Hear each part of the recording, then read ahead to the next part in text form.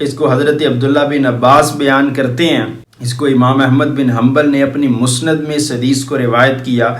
हज़रत अब्दुल्ला बिन अब्बास बयान करते हैं, एक दिन निस्फ नहार के वक़्त मैंने नबी करीम सल्लल्लाहु अलैहि वसल्लम को ख्वाब में देखा। अब ये रसूलुल्लाह की वफ़ात के बाद का वाक़या है, इमाम हुसैन की ऐन शहादत का वाक़या है। हज़रत इब्न अब्बास बयान करती हैं, मैंने रसूलुल्लाह को ख्वाब में देखा, आप सल्लल्लाहु अलैहि वसल्लम गुबार आलूद बिखरे बालों के साथ क़याम फरमा।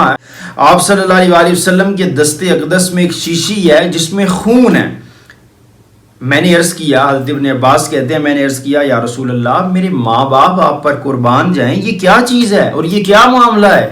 आप सल्लल्लाहु अलैहि वसल्लम ने फरमाया, मेरे बेटे हुसैन और उसके जानसार साथियों को शहीद कर दिया गया है और ये उनका खून है, मैं सारा दिन इसे जमा करता रहा।